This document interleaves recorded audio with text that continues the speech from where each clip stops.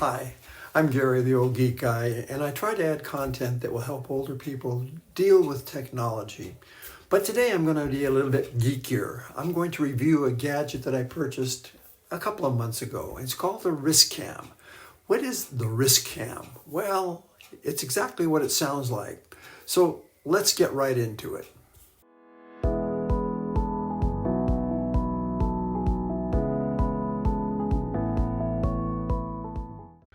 More than a couple of years ago, I entered what is called a Kickstarter program for this Wristcam, which was then called something else.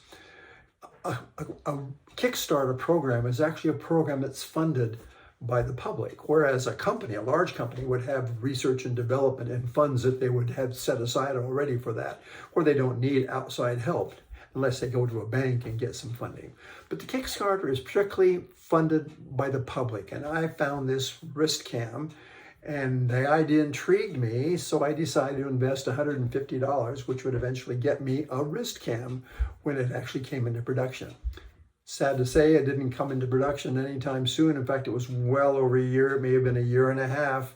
And they said it was ready to ship, and it wasn't ready to ship. And I just really got tired of it. And I basically asked my money back, and they did. They were very kind about it and gave me my money back.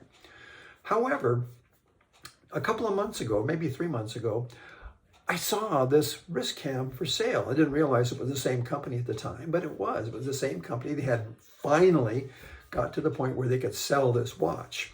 So I was so intrigued that I bought it, even though it was double the price of what it was when I originally put it into Kickstarter. So here it is, the Wristcam.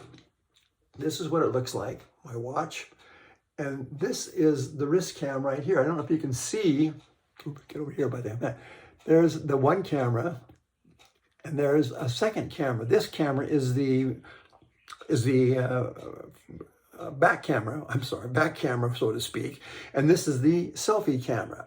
And both of these cameras can take video and also photos. The front camera will go 8 megapixels, and the other camera, the back camera, and the front camera will go, I believe it's 2 megapixels, which it doesn't sound like very much, but it is a surprisingly nice photo. So that's the Wristcam, and what's really interesting is the way they sent this in this metal box. See this metal? It's a metal box, and I was impressed by the box. But then again, I thought to myself, wow, I wonder if they could have saved a few dollars and just put it in regular packaging and maybe pass on the savings to us. Man, that's neither here nor there. But what I want to do is talk a little bit about the Wristcam and what they claim it will do and what I really feel that it will or won't do. In other words, pros and cons about this whole thing. So here's the website, Wristcam website. And you can see this is the price of it. There's 2 different sizes, the 42 and the 44. It even has a 38 to 40 millimeter to fit those certain bands, because women's Apple Watches are a little different than men's. It'd be a little bit smaller. And then down here, it talks a little bit about what it does. Notice here, 8 megapixels world facing, in other words, front facing or back of the camera, and then self facing at 2 megapixels. And it has 1080p video. And I mean, I'd like to say that it really does a very good job on those pixels. That's not as bad as it sounds, although sometimes you can get as much as 12 or bigger than anything else.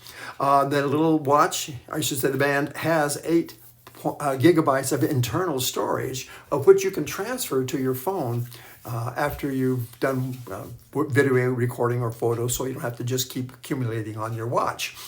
Down here it talks about being water resistant, under 1 meter of water for 30 minutes. Well, I'm not going to be underwater for 30 minutes with the watch, but if it's raining, at least you know that it's not going to hurt your watch. It does say all-day battery, and I'm afraid I'd have to go a little bit against that. It really isn't unless you don't use it all day. In other words, you don't take any photos or you don't take any videos, and especially videos, because video just drains that battery so fast. So it's not really an all-day battery unless you just don't do anything with it. Magnetic charging, what does that mean? Well, it doesn't plug into anything. It's kind of like the Apple Watch where it sits on top of that little discs and it does a magnetic charging. This is magnetic charging too, but it's a little tool. It's supposed to be able to charge easily and connect easily. Again, I beg to differ. It's not easy to connect. It's very hard to get it in the right position. And the little LED that tells you if it's charging or not, you really can't see it well enough to see if it is charging. So it's kind of a difficult thing. I don't really think it's that easy as they make it sound. And so they have some other little things about it too. So that's just some of the things about this watch that are really good. So this is how the magnetic, can you see that right there? There you go, it's over there like that. You see that magnetic fits underneath like this, and it does catch magnetically. And if you can see, it does have, I don't know if you can, there it is. You can see that little LED light. But when you actually have it charging and it's on your Apple charger, which hopefully you can charge both of them at the same time, you can't see that LED light until you turn it around. And that little magnetic charger really doesn't stick on that well, and sometimes it falls off and it's a little bit of a hassle. But it can work, and it does work to a certain extent. So here's my Apple Watch with the wristband. Now that right there, that's the front-facing, I should say the front-facing camera, and that's the back-facing camera. In other words, that's a camera that takes a picture of the world, and this is a selfie camera here, right here. Okay, so here we are. I'm going to tap it on there, and I'm going to start it up. And you start up by tapping the button. Oops, there it goes. It's connecting, and now it's connected. And what I can do, I'm going to take a shot of the box here. If I can see the box, you can't see it too well, but it is there. I'm going to go ahead. Oops.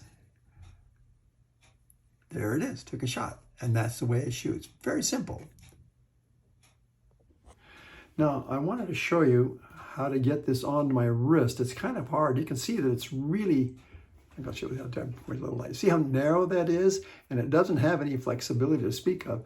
So I have to put it on my wrist like this, and then bring it around like this, and put it in the hole, which is very hard to find.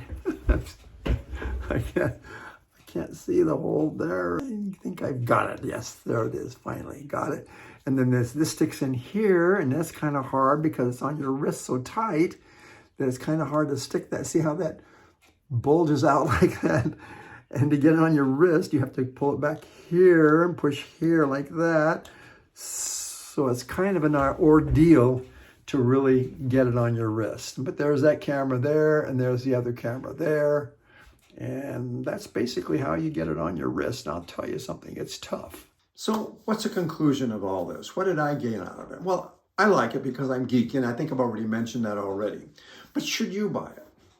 Well, there have some pros and it has some cons. Like for instance, that 2 megapixel on the selfie camera isn't very big, and you're not going to be able to enlarge that picture very big at all. The other camera, the 8 megapixel, is a lot better. It's a lot better.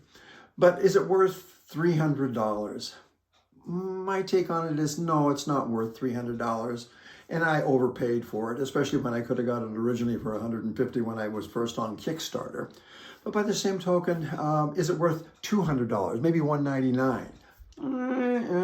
Maybe not quite that much. Maybe $100, $150 would be more than what this is worth, because you can buy drones that have 4K right around that $300 or $400 mark also. And the drones are a whole lot more fun than this wrist cam.